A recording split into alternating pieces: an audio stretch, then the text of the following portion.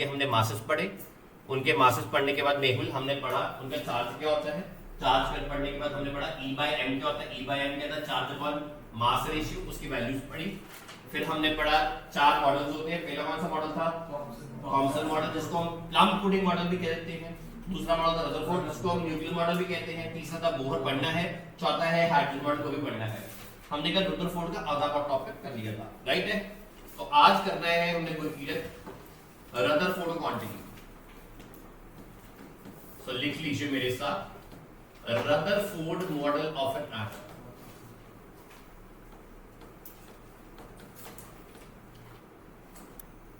मैं अक्सर ये बात बोलता हूं तो कई बच्चों को, दो तरह की गाड़ियां आती हैं, है ना। एक आती है गुरकीरत, ये वाली गाड़ी कौन सी गाड़ी है, फेवरेट गाड़ी होगी, परमेश्वर मैंने भी पीछे ली है। और एक हमारे अंकल सोसाइटी में ये वाली गाड़ी लेके आते हैं बैंक वाले। हाँ, कौन सी गाड़ी लेनी है, ये डिपेंड करेगा आपके नंबरों पे। अगर तो आगे आईआईटी किसी की, तो ये तो पक्का ही है, क्योंकि आईआईटी का जो स्टार्टिंग पैकेज है वो कम से कम 35 लाख से लेके 60 लाख एक महीने का होता, साल का होता है स्टार्ट। मतलब आज आप कौन से साल में, 2023 में, 24 में, 26 में आपके आईआईटी का पेपर होगा। 2030 में आपकी जो तनख्वाह होगी वो 35 से लेके 60 लाख आज के हिसाब से, एक साल की अगर आप आईआईटी कर लेते हो या मेडिकल में कर लेते हो। एक साल की आमदनी बोल रहा हूं हिंदुस्तान में।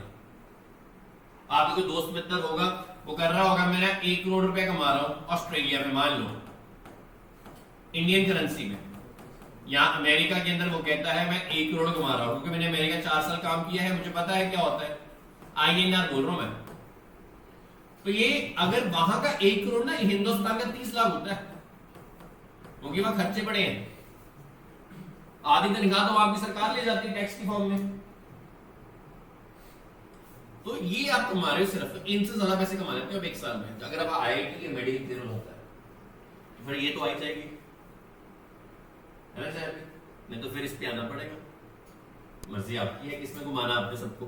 3-4 साल में 3-4 साल में ये देखो ना, ये गाड़ी कितने की है, car is not a problem. 4 crore की गाड़ी है, तो मान लीजिए, मुझे नहीं पता कितने गाड़ी, मान लेता हूँ जो मुझे पसंद है, ये मान लो 4 करोड़ की, मान लीजिए 4 करोड़ की गाड़ी के लिए आपको सिर्फ 40 लाख रुपए चाहिए होता आज की तारीख।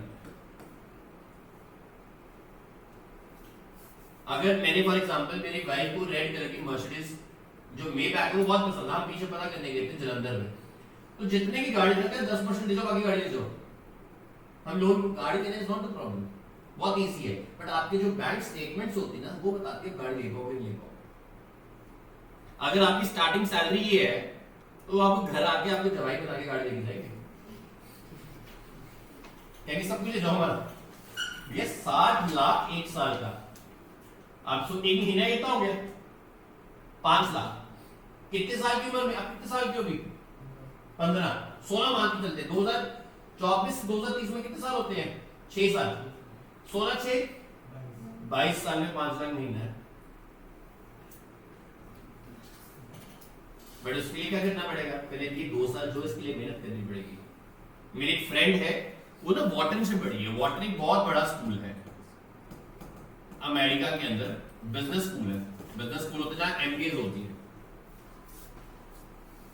तो वो मेरे साथ ही पढ़ी हुई है, इंजीनियरिंग उसने मेरे साथ किया, फिर हम दोनों ने काम किया, मेरे साथ ही वो आईबीएम में थी, आईबीएम के बाद वो एक कंपनी में चलेगी कॉल्ड एज बेन। बेन एक कंसल्टिंग कंपनी होती है, कंसल्टिंग कंपनी दुनिया में 3 बहुत बड़ी कंपनीज है, एक बेन है, एक बीसीजी है और एक मैकेंजी है। ये 3 कंपनी जो सबसे टॉप की है वर्ल्ड में कंसल्टिंग। कंसल्टिंग क्या होता है, ज्यादा पैसे इनको मिलते हैं। मान लो गुलाटी का एक बिजनेस है, गुलाटी भाई साहब ने एक बिजनेस खोला ई कॉमर्स का, ऑनलाइन बिजनेस खोला, इसने सोचा मैं इंडिया में तो तबाही मचा रहा हूं, मैं अमेरिका में तबाही मचाना चाहता हूं बिजनेस पैसे कमाने में। इसने अमेरिका में इन तीनों कंपनीज को अप्रोच किया और कहा मुझे आपके लोग चाहिए अमेरिका के अंदर मेरा बिजनेस सेटअप करने के लिए, मुझे वो कंसल्ट करेंगे। उसको कंसल्टिंग की 3 कंसल्टिंग कंपनीज है, तो वो लड़की ने बेन कंपनी ज्वाइन की 3 साल मेरे बाद, और फिर वो वॉटन चलेगी बिजनेस करने, बिजनेस सीखने, मतलब एमबीए करने। यहाँ पे 1 साल की एमबीए होती है या 3 साल की एमबीए होती है, और इसने एमबीए में खर्चा अराउंड 2 करोड़ रुपए। आईआईटी दिल्ली से बड़ी है, फिर भी 2 करोड़ लगा के एमबीए सीखा इसने। अब जब ये एमबीए से वापस आई ना, तो मैं इससे बात कर रहा था, अब इसने अपना एक कॉलेज खोला गुड़गांव के अंदर, मैं अभी नाम नहीं बोलूंगा, कॉलेज खोला इसने अपना गुड़गांव के अंदर, डीएलएफ साइबर हब में, जहां सैमसंग का हेड ऑफिस है, बिल्कुल साथ इसकी बिल्डिंग है। तो मैं बात करता हूँ क्या आजकल बच्चों में मिस क्या है जो हमारे टाइम होता था। तो उसने बताया कहता जब हम कोचिंग में बैठे हम सुबह 8 बजे लेके शाम के 6 बजे पढ़ते थे कोचिंग, मतलब 11-12 में। हमें पहली हैबिट पड़ी वहां हार्ड वर्क करने की। फिर जानिश कहती जब हम आईआईटी या नीट गए तब भी 8 से 6 हमारा कॉलेज होता था, तब भी हमें ये भी हार्ड वर्क 2 साल किया। तो ऋषि यहाँ भी 2 साल हार्ड वर्क किया। तो ये कंपनीज होती ना, आईबीएम जैसी, बेन जैसी, बीसीजी जैसी, मैकेंजी जैसी, ये मेंटी लोग लेती है। तो इसने क्या किया, हम लोगों को हायर कर लिया, बड़ी सैलरी देगी क्योंकि हम मेहनत कर सकते हैं, हम हार्ड वर्क कर सकते हैं। तो ये कंपनी जो होती है बड़ी बड़ी, ये मेहनती लोग लेती है। जिस बंदे के 50% हो गया, मतलब उसने गुलशन बनाई है 2 साल, वो मजे ले गया जिंदगी में, वो आगे मेहनत नहीं कर पाएगा, इसलिए उनके प्लेसमेंट नहीं होती। अच्छी प्लेसमेंट तभी होती है जब आपका बेस स्ट्रांग होता है, मेहनत करने की हैबिट होती है। इसलिए तो 3-4 घंटे पढ़ लिया करो, आज ज्यादा मत पढ़ो, 3-4 घंटे गुड। 1-2 घंटे मोबाइल देख लिया, 2 घंटे टीवी देखो, 1-2 घंटे खेल लिया, सब कुछ करो, बट 3-4 घंटे is very important for your self study. 1 घंटा फिजिक्स को दिया, 1 घंटा केमिस्ट्री को दिया, 1 घंटा मैथ्स बायो को दिया, और रिटन में दिया, जबानी भी दिया, या जबानी कर लेता हूँ, वीडियो लगाया तो एक लैपटॉप पे, बड़ा मजा आ रहा है, बड़ा अच्छा समझा रहे सर, बट जब आप करना स्टार्ट करोगे अपने हाथों से, कुछ समझ नहीं आएगा।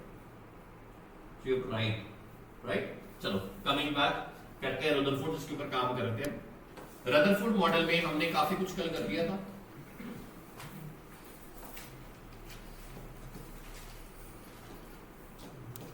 आइए जी आज के लेक्चर के ऊपर वापस आते हैं। काफी ज्ञान हो गया है, अब ज्यादा ज्ञान होगा उसकी पूड़ियां बन के बाहर जाएंगी। रदरफोर्ड मॉडल ऑफ एटम में मैंने कल बता दिया था, हमने इसको कहा न्यूटन मॉडल ऑफ एटम। इसमें एक्सपेरिमेंट किया था, alpha scattering experiment. Alpha particle क्या होते हैं, डबली चार्ज हीलियम पार्टिकल्स। एक गोल्ड फॉइल लेते हैं, गोल्ड फॉइल क्यों लेते हैं, क्योंकि बहुत थिक क्या होती है, डक्टाइल होती है, हमने बहुत थिन ली, 0.0002 सेंटीमीटर लिया। पीछे फ्लोरोसेंट स्क्रीन लगाई, फ्लोरोसेंट स्क्रीन के ऊपर जिंक सल्फाइड लगाया। फ्लोरोसेंट का मतलब क्या होता है, जब स्ट्राइक करेगा क्या होगा, ग्लो करेगा, शाइन करेगा, जो कि आपने बोला बिल्कुल ठीक बोला, फ्लोरोसेंट स्क्रीन लगाई। हमने 3 ऑब्जर्वेशन ली। पहली ऑब्जर्वेशन क्या थी, अल्फा पार्टिकल गया सीधा निकल गया। दूसरी ऑब्जर्वेशन जा रहा है, थोड़ा साइड से जा रहा है। तीसरा ऑब्जर्वेशन वापस मुड़ रहा है। इन तीनों का हमने कंक्लूजन कर लिया। आज हम लिखेंगे इस मॉडल के कुछ इंपॉर्टेंट पॉइंट्स। तो लिखिए मेरे प्यारे बच्चों, पहला point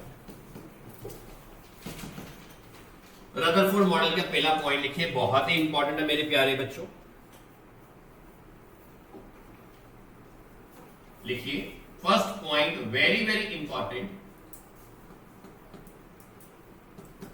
there is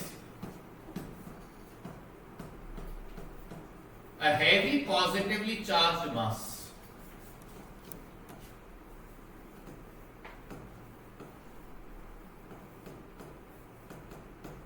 inside the atom. Atom के अंदर एक हैवी पॉजिटिवली चार्ज मास है, कॉल्ड एज न्यूक्लियस।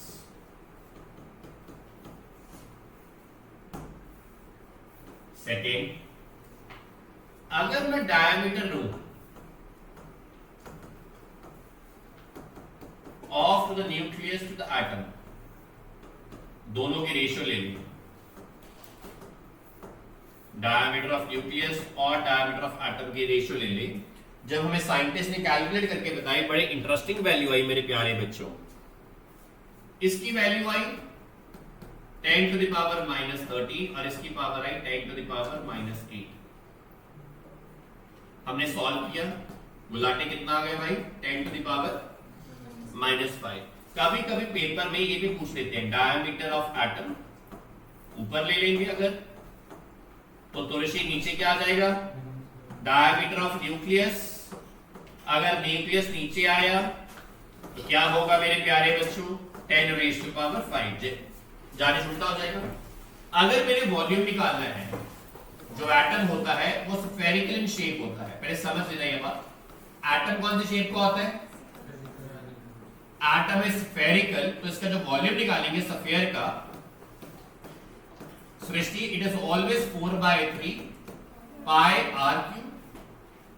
ये होता है जब मैंने इसका वॉल्यूम निकाला, volume of atom divided by volume of nucleus, this becomes 4/3 pi r atom का क्यूब, बोलो करेक्ट है, divided by 4/3 pi r nucleus का क्यूब, बोलो करेक्ट है। अब डायमीटर और रेडियस का 2 into r होता है, that means 4/3 pi into 2 radius का, रेडियस तो उतना ही आएगा, नीचे भी आ जाएगा 4/3 पाई into 2। तो मैं यहां लिख सकता हूं radius of atom divided by radius of nucleus का होल क्यूब, बोलो करेक्ट है। यहां से लाभ इसकी कटिंग होगी, radius of atom upon nucleus कितना है 10 to the power 5 whole cube, तो कितना आंसर आ गया 10 to the power किसका, volume of atom divided by volume of nucleus. लगा ये बात समझ सारी क्लास को। अगर मैंने डायमीटर ऑफ न्यूक्लियस ऊपर लिखा, एटम नीचे लिखा, न्यूक्लियस छोटा होता है तो रेशियो कितनी आ जाएगी 10⁻⁻5। अगर उल्टा कर दी 10⁻+5, अगर वॉल्यूम लिया तो 10⁻15 आ जाएगा। नोट कीजिए मेरे प्यारे बच्चों।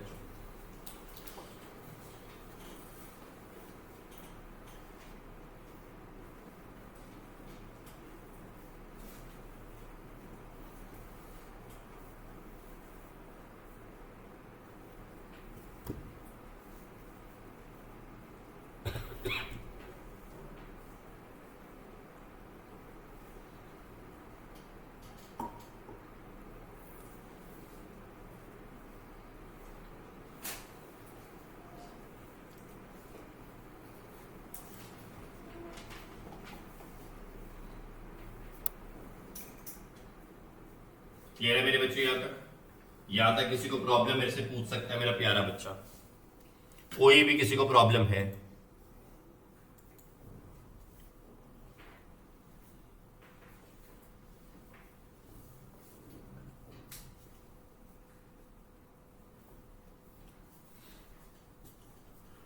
अब इसकी मैथमेटिकल कैलकुलेशन को आगे सपोर्ट करते हुए निम्रत हम करेंगे जी वे टू न्यूटन मॉडल ओनली बेटे यस्टरडे।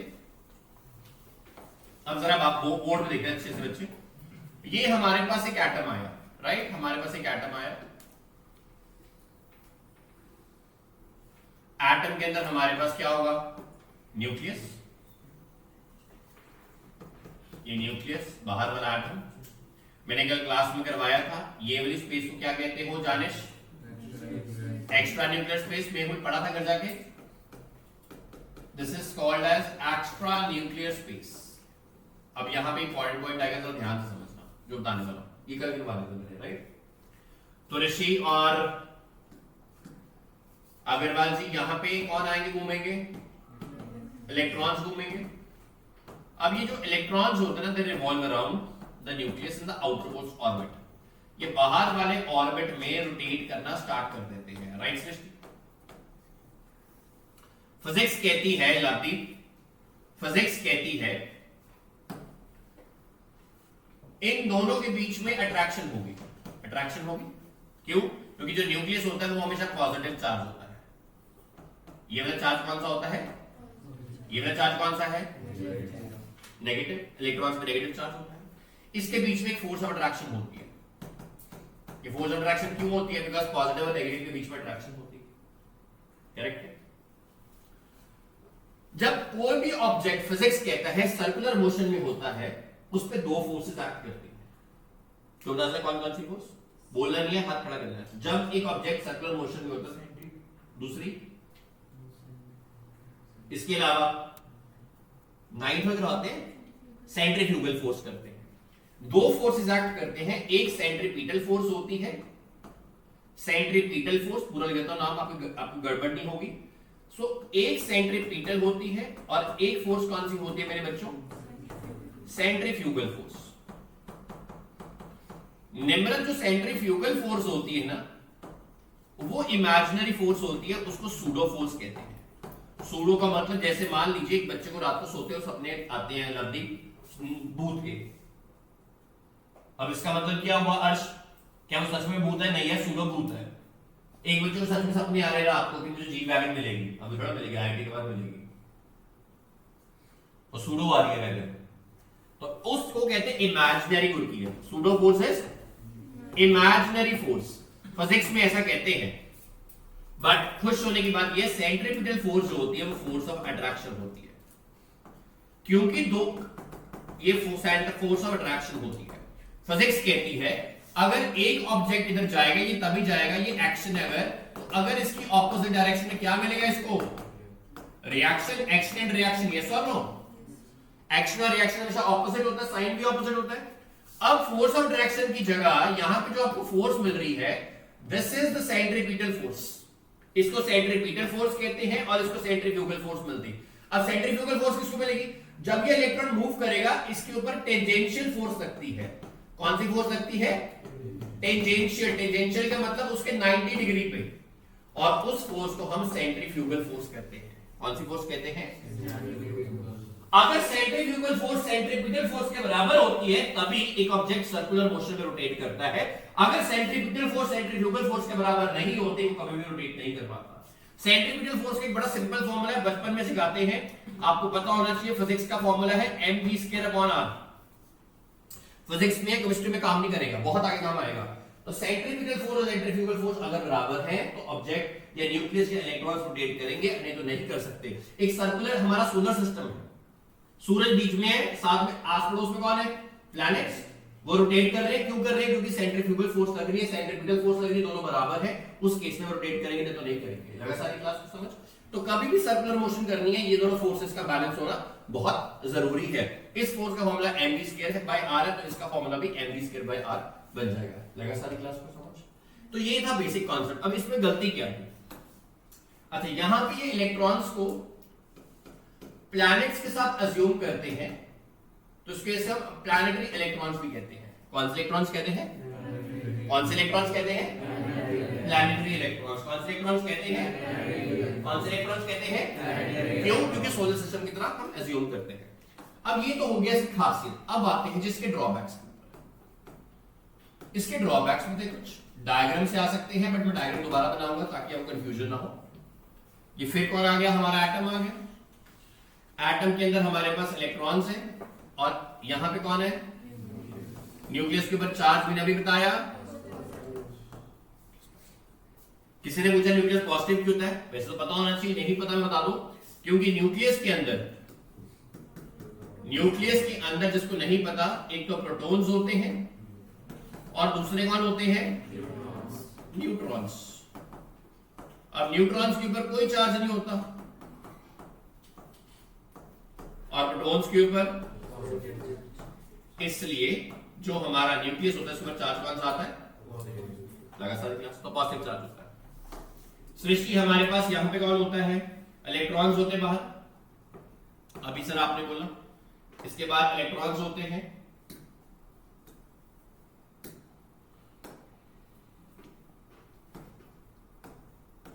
ठीक है बच्चों।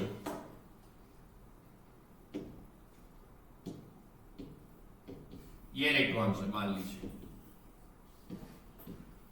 ठीक है। Now these are the electrons in this, ठीक है ना भाई, इलेक्ट्रॉन्स। इसमें चार्ज कौन सा है, इसमें, इन दोनों के बीच में क्या होगा, दोनों के बीच में क्या होगा, अट्रैक्शन। उस अट्रैक्शन में आपने बोला या अट्रैक्शन होगी, बोला यस और नो, यस और नो, अट्रैक्शन होगी। अब ये अट्रैक्शन जो होगी मेरे प्यारे बच्चों, ये फोर्स ऑफ अट्रैक्शन है, फोर्स ऑफ अट्रैक्शन है, बिल्कुल ठीक है। ये इलेक्ट्रॉन की टेंडेंसी होगी मैं इस न्यूक्लियस में आके गिर जाऊं, ये नेगेटिव चार्ज है, ये पॉजिटिव चार्ज है, ये दोनों आपस में एक दूसरे को चाहते हैं, पॉजिटिव नेगेटिव। इस नेगेटिव की कोशिश किया मैं इस पॉजिटिव के अंदर आके क्या कर जाऊं, गिर जाऊं। अगर इलेक्ट्रॉन इस पॉजिटिव के अंदर आ जाए तो दोनों आपस में क्या अट्रैक्ट कर जाएंगे। अगर दोनों अट्रैक्ट कर गए तो एटम क्या कर जाएगा, कोलैप्स कर जाएगा। इसलिए रुदरफोर्ड मॉडल का ये स्टेबिलिटी मॉडल है। रिपीट कर रहा हूं, जानिश क्या हुआ, जानिश न्यूक्लियस क्या है, इलेक्ट्रॉन क्या है, हर इलेक्ट्रॉन की कोशिश क्या होगी, मैं भी न्यूक्लियस के अंदर जाके सिमट जाऊं, बिकॉज़ नेगेटिव जो है पॉजिटिव के अंदर क्या करेगा, गिर जाएगा। राइट, नेगेटिव किसके अंदर गिर जाएगा, अट्रैक्ट करेगा ना आपस में। जब इलेक्ट्रॉन पॉजिटिव की तरफ चले गए तो आपस में अट्रैक्शन हो जाएगी, जब अट्रैक्शन होगी तो पूरा एटम जो हो जाएगा वो कोलैप्स कर जाएगा। क्या कर जाएगा? इसलिए ये मॉडल एग्जिस्ट नहीं करता, इसलिए ये मॉडल एग्जिस्ट नहीं करता। वो कहते हैं एग्जिस्ट क्या करता है, उसने बताया, उसने कहा एग्जिस्ट ये करेगा, मान लीजिए ये आपके पास एटम्स है, ये एटम है, ये आपके पास न्यूक्लियस आ गया। अब हमने कहता इसके बाहर क्या करिए, ऑर्बिट्स बनाने स्टार्ट कर दीजिए।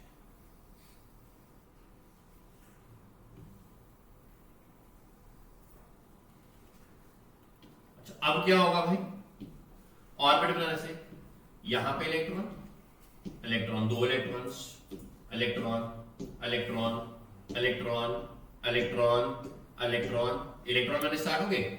इसमें भी इलेक्ट्रॉन्स आए, इसमें भी इलेक्ट्रॉन्स आए, ये भी इलेक्ट्रॉन्स आए, ये भी इलेक्ट्रॉन्स है। ये आप सब 9th में पढ़ के आते हो स्ट्रक्चर ऑफ एटम में, electrons, electrons, electrons, electrons. 9th में ये सिखाते हैं, 9th में क्या सिखाते हैं, ये इलेक्ट्रॉन्स रोटेट कर ही जा रहे हैं, आपस में मोशन कर रहे हैं। एक टाइम आएगा जब ये थक जाएंगे, इनकी कोशिश होगी कि ये किस में गिर जाए, न्यूक्लियस में, एटम कोलैप्स कर जाएगा, पॉसिबल नहीं होगा। तो फिर ये बोर मॉडल था, क्या कहता इलेक्ट्रॉन्स को क्या करो, एनर्जी दे जाओ। ये जो ऑर्बिट्स बनाए उसने आस पड़ोस में पिंक कलर में, ये जो ऑर्बिट्स हैं, ये ऑर्बिट्स कहते हैं या इनको एनर्जी लेवल्स कहते हैं। क्या कहते हैं, या तो ऑर्बिट्स कहेंगे या फिर क्या कहेंगे, एनर्जी लेवल्स। जब इलेक्ट्रॉन रोटेट करेगा तो इस इलेक्ट्रॉन को एनर्जी भी मिलती रहेगी। क्या मिलती रहेगी? जब ये इलेक्ट्रॉन रोटेट कर रहा है साथ में इसको एनर्जी मिल रही है। मान लो आप रेस में भाग रहे हो कुछ पीरियड, बट साथ में 2 चक्कर लगाए, एक रेड बुल मिल गई, 2 चक्कर लगाए, एक रेड बुल मिल गई, तो एनर्जी मिली जा रही है, बंदे की एनर्जी खत्म नहीं हो रही। तो अब इसकी कोशिश ये नहीं होगी कि इसमें आके गिरे। ये कौन था? न्यूक्लियस। तो न्यूक्लियस की कोशिश नहीं है, अब इलेक्ट्रॉन की कोशिश नहीं है कि वो न्यूक्लियस में गिरे, इसलिए अब नहीं गिर पाता। इस मॉडल को हम कहते हैं, क्या कहते हैं, बोहर मॉडल 9th के अंदर। तो रिपीट कर रहा हूं दोबारा, पहले मॉडल में रुदरफोर्ड में प्रॉब्लम क्या थी हमारे पास Agrawal ji, electrons are negatively charge, nucleus is, electrons are revolving around the system, in at one time they will lose their energy, they will radiate their energy and ultimately fall into the nucleus, therefore the atom will not be able to stable, atom वहां पे collapse कर जाएगा।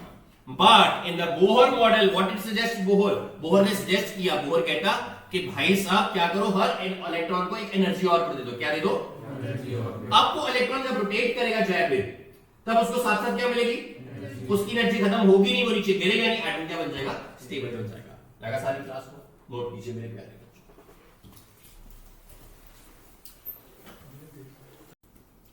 लग गया सबको समझ? जारिश भाई लग गया, मेहुल भाई और निमरत भाई। चलिए यहां तक तो बोहर मॉडल स्टार्ट होता है, बट अभी हमने बोहर नहीं पढ़ना, बोहर आगे पढ़ेंगे। यहां तक लग गया सारी क्लास? अब हमने कुछ चीजें पढ़नी है। पहला पढ़ना है एटॉमिक नंबर क्या होता है, Z से रिप्रेजेंट करते हैं। मास नंबर क्या होता है, किससे रिप्रेजेंट करते हैं, ए से रिप्रेजेंट करते हैं। हमने पढ़ना है, और क्या पढ़ना है सर, हमने पढ़ना है आइसोटोप्स क्या होते हैं। आपको पता है, मुझे पता है, बहुत इंटेलिजेंट बच्चे हो। हमने पढ़ना है आइसोबार्स क्या होते हैं, मुझे पता आपको ये भी पता होगा, बट बहुत इंटेलिजेंट हो। हमने पढ़ना है आइसोटोन्स क्या होते हैं, कुछ बच्चे स्कूल गए होंगे वो सीख के आए होंगे आइसोटोन्स, बट अगली बात नहीं पता होगी, उनको बताई नहीं गई होगी स्कूल में। आइसो इलेक्ट्रॉनिक स्पीशीज क्या होती है, क्योंकि हम तो ये भी पढ़ेंगे, ये कुछ बातें सीखनी, फिर हम आगे चलते हैं। निम्नलिखित पहला एटॉमिक नंबर आता है, करेक्ट है।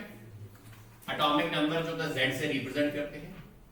Z is always equal to, as I've earlier also mentioned, number of protons and is always equal to the number of, but this is only valid when it is a neutral atom. If it's a neutral atom, ये तभी होगा, नहीं तो नहीं होगा। क्या ये बात लगती है समझ? मैं इसका एग्जांपल दूंगा अभी आगे। क्या बात लगती है समझ? न्यूट्रल एटम क्या होता है, जिसके ऊपर कोई भी चार्ज, जिसके ऊपर कोई भी charge, mass number is equals number of protons plus number of neutrons. It is also equals to number of protons की जगह आप नंबर ऑफ इलेक्ट्रॉन्स भी लिख सकते हो plus number of neutrons. Therefore जरा बात समझना, नंबर ऑफ प्रोटॉन्स किसके बराबर है? z plus number of neutrons. बोलो करेक्ट है सारी क्लास? अगर मुझे यहां से वर्नित नंबर ऑफ न्यूट्रॉन्स निकालने हैं, मैं क्या कर दूंगा? a minus z। बोलो करेक्ट है सारी क्लास? लगे सारी क्लास? बट ये भी तभी होगा अगर कौन सा एटम है, कौन सा एटम है, कौन सा एटम है? न्यूट्रल एटम, मतलब कोई भी चार्ज नहीं। यहां तक किसी को समस्या मुझे बोलो। तो एटॉमिक नंबर प्रोटॉन्स के बराबर, एटॉमिक नंबर इलेक्ट्रॉन्स के बराबर, mass number protons plus neutrons, electrons plus neutrons या एटॉमिक नंबर प्लस न्यूट्रॉन्स। अगर अब इसे हमने वहां से मेरा भाई न्यूट्रॉन्स निकालने हैं, क्या करेंगे? Atom mass number minus atomic number. लगे मेरा पता समझ? अब आते हैं आइसोटोप्स।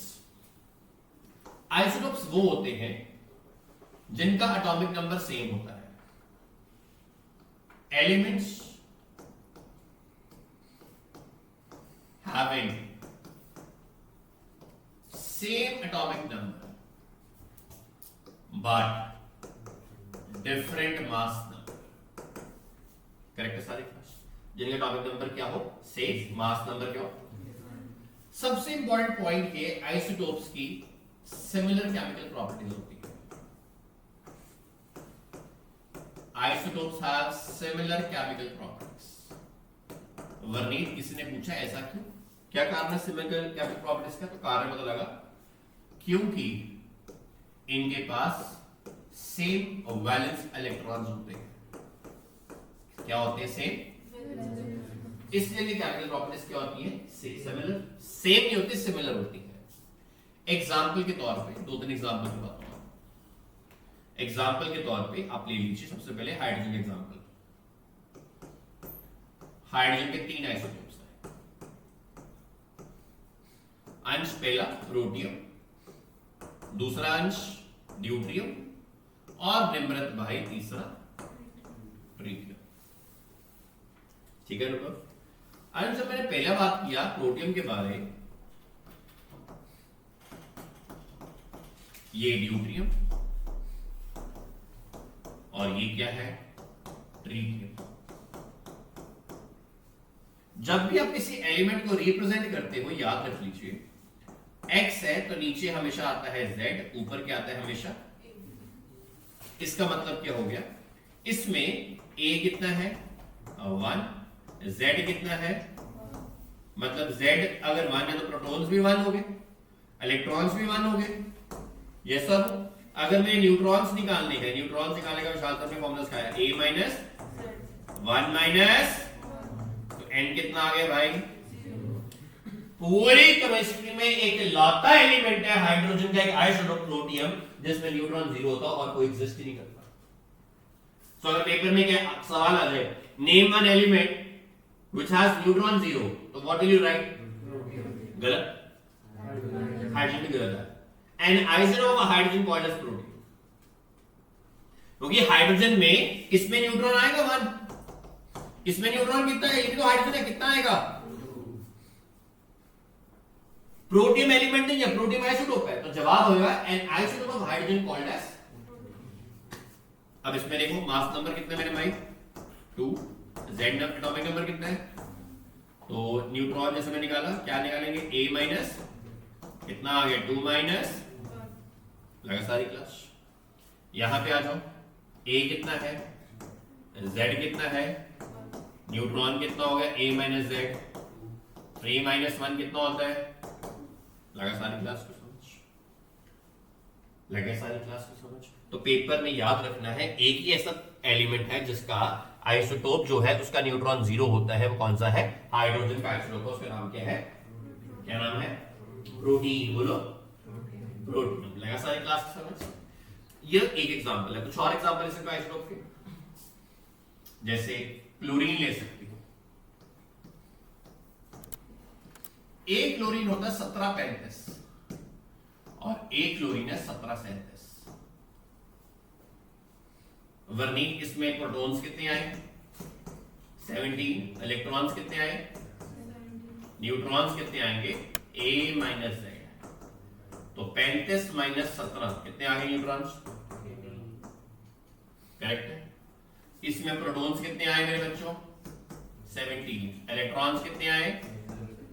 न्यूट्रॉन्स कितने आए? A minus Z।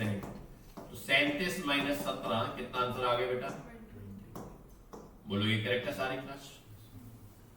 तो क्योंकि इसका एटॉमिक नंबर सेम है, रिपीट कर रहा हूं, क्योंकि इसका एटॉमिक नंबर सेम है इसलिए इनकी केमिकल प्रॉपर्टी सेम होती है, सिमिलर होती है, इसलिए हमेशा ये आइसोटोप्स होते हैं। एक और एग्जांपल ले लीजिए, जितने मर्जी एग्जांपल आप इसके ले सकते हो। कार्बन का ले लीजिए। कार्बन भी 2 आइसोटोप्स में होता है, एक होता है 612 और 614। जो C614 होता है इसके बड़ा अमेजिंग यूज होता है, आप इसको याद रख सकते हो। It is use for radio active और कार्बन डेटिंग। सिंपल ले लो, कार्बन डेटिंग। कार्बन डेटिंग किसी को पता है क्या होता है? हाथ खड़ा करना, जवाब नहीं देना। Anyone who knows what is carbon dating? अब ये मत कहना कार्बन आपस में डेट कर देते हैं। क्या था कार्बन डेटिंग? हिंदी में बताओ ना भाई। ट्रीज की एज कैलकुलेट करने के लिए। एक अच्छा जवाब है। और कोई? आपको पिक्चर के साथ रेफर देता हूँ। मम्मी पिक्चर देखिए, पुराने जमाने में मम्मी पिक्चर आती थी, जो बॉडीज जमीन के अंदर दफनाते हैं, वहां स्केलेटन निकलते हैं, हजारों साल पुराने, उसको मम्मीज कहते हैं। अपनी मम्मी जगमत कहना मम्मीज। कुछ पता नहीं ना आप लोगों का। तो गुलाटी जी उसको क्या करते हैं, स्केलेटन जब बाहर निकलता है ना, चेक करना ये 100 साल पुराना, 50 साल पुराना, 500 साल पुराना, तो हम कौन से आइसोटोप यूज करते हैं? कार्बन डेटिंग की C614। So basically this is used, इसका इस्तेमाल किया जाता है used to check the age और the life of dead species. चाहे वो ट्रीज हो, जैसे वो बेटी बोल रही थी, या कुछ और हो जाए, जो मरे हुए होते हैं वो कितने पुराने हैं वो चेक करने की कोशिश की जाती है। तो इसमें कितने आएंगे प्रोटॉन्स मेरे बच्चों? 6। और वही क्या हो गए? इलेक्ट्रॉन्स। न्यूट्रॉन्स कैसे निकालोगे? A माइनस Z कितना आ गया? 12 माइनस 6 कितना आता है? यहां पे प्रोटॉन्स कितने हैं? इलेक्ट्रॉन्स 6। न्यूट्रॉन्स कितने आ गए? A minus Z। 14 माइनस 6 कितना आता है न्यूट्रॉन्स में? अगर सारी क्लास को समझ। नेक्स्ट हमारा आता है आइसोटोन्स। आइसोबार्स लेते हैं, पहले आइसोबार्स करेंगे।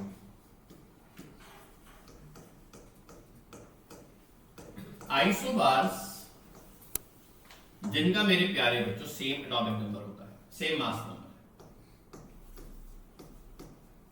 But different atomic number. अब क्योंकि एटॉमिक नंबर डिफरेंट है इसलिए इनकी डिफरेंट केमिकल प्रॉपर्टीज होती है। कौन सी प्रॉपर्टीज होती है? Different chemical properties. Why different chemical properties? Because they have now different valence electrons.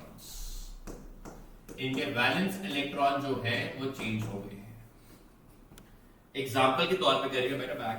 Example के तौर पे आप ले लीजिए आर्गन और कैल्शियम। 1840 और पोटेशियम 1840, 2040।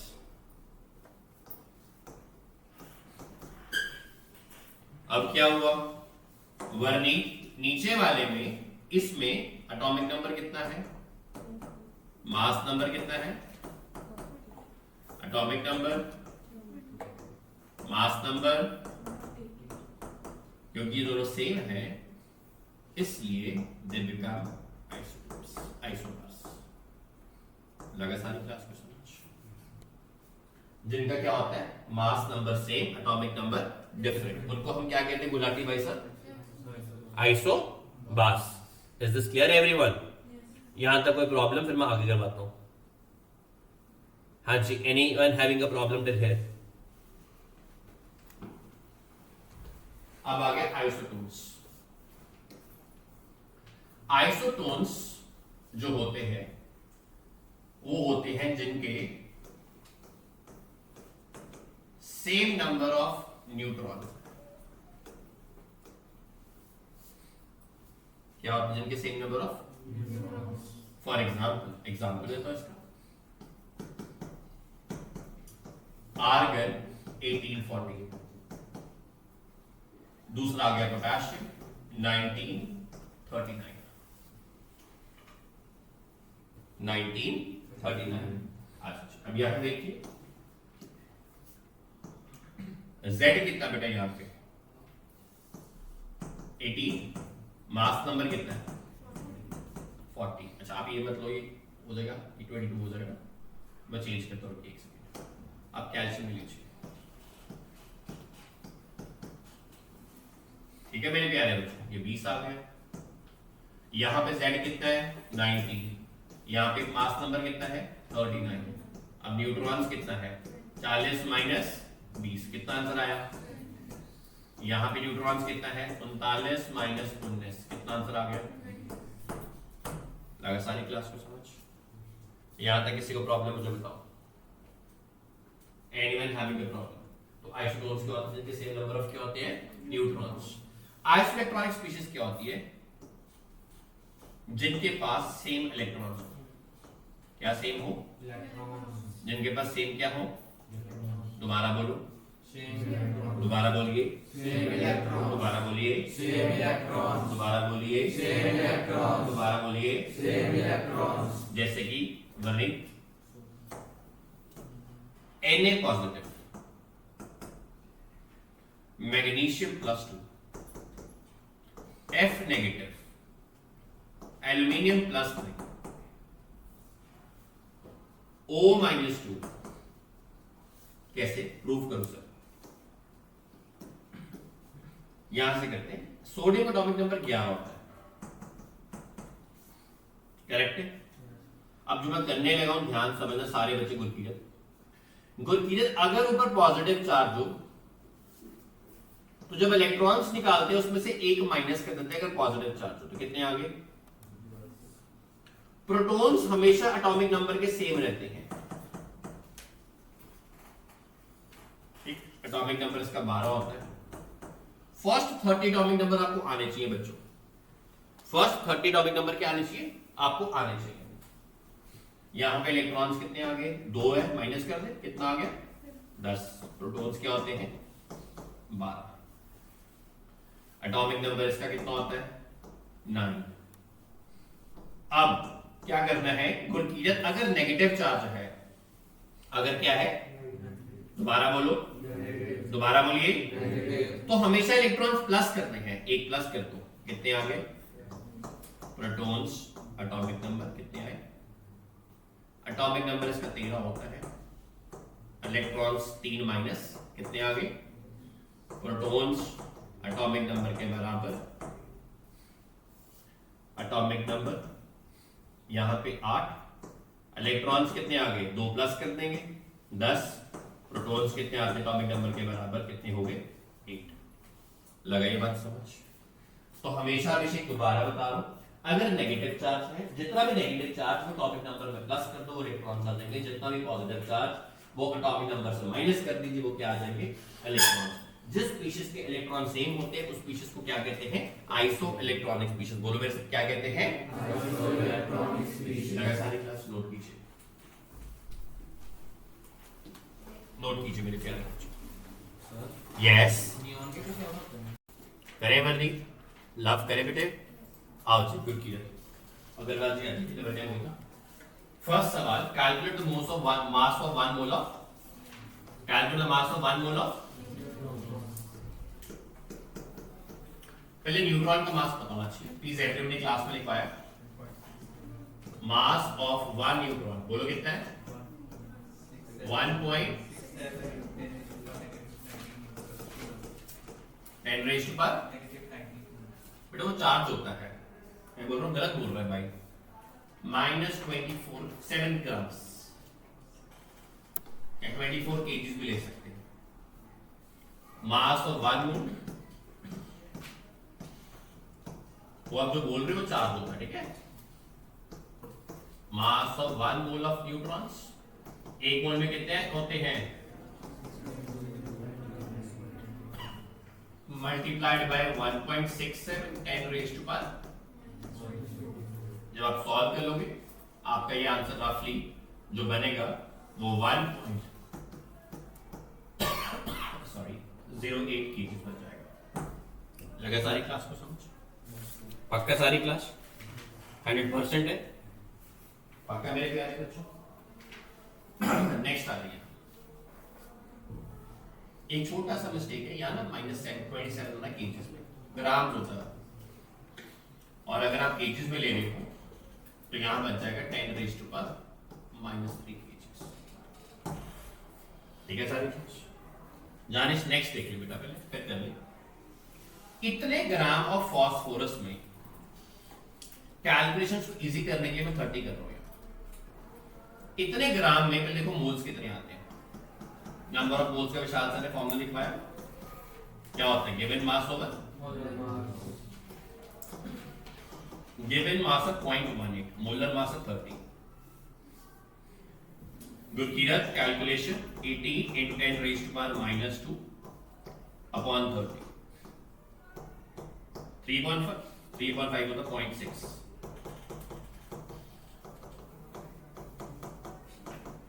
ये नंबर ऑफ मोल्स आ गए। बोलो करेक्ट है सारी क्लास? सारी क्लास बोल दो यार। ये नंबर ऑफ मोल्स आ गए सारी क्लास के। इसका पेन पकड़ना अच्छे है, पकड़ रख लेते बस। ये नंबर ऑफ मोल्स आ गए। अब नेक्स्ट है हमें प्रोटॉन्स निकालने हैं। ये निकालना प्रोटॉन्स। तो पहले एक मोल में प्रोटॉन देखो कितने होते हैं। एक मोल ऑफ फास्फोरस में कितने प्रोटॉन्स है? एक प्रोटॉन में 15 है। ये प्रोटॉन्स होते हैं। एक में 15, एक मोल में एवोगाड्रो नंबर से मल्टीप्लाई कर दीजिए into 50। बट एक मोल थोड़ा, हमारे मोल कितने हैं? इतने प्रोटॉन्स,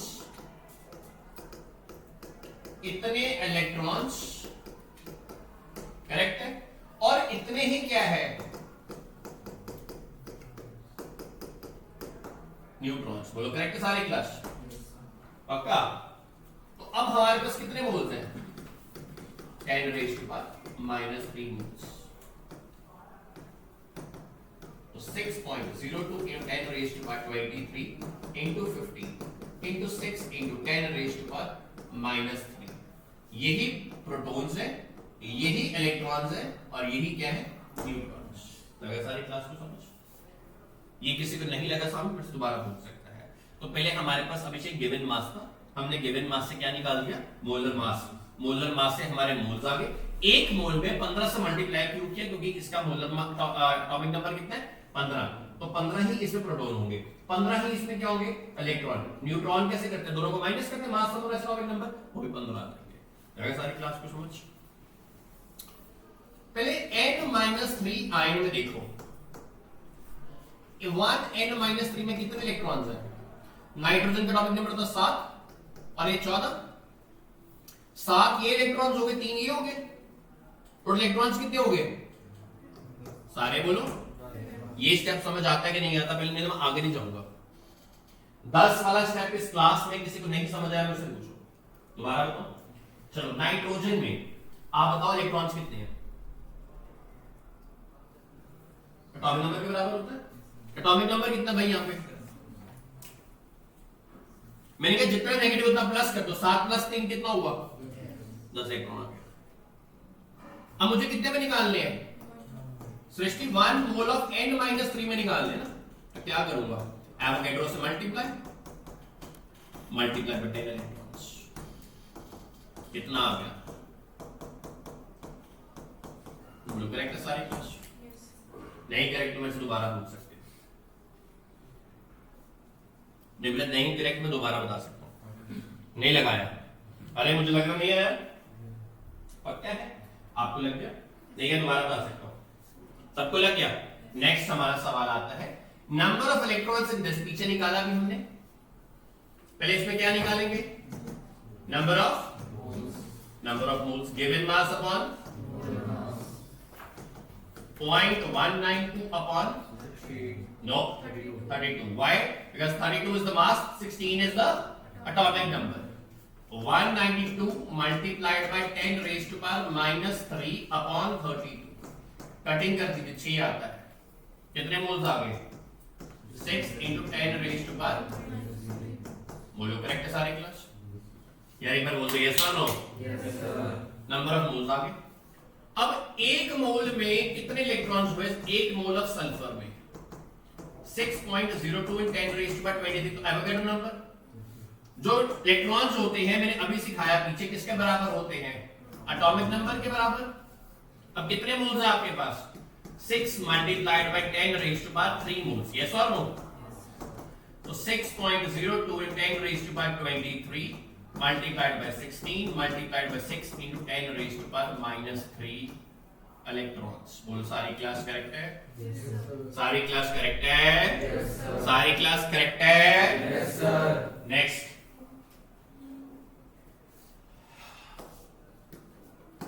एटॉमिक नंबर सब ये आपको पता होना चाहिए।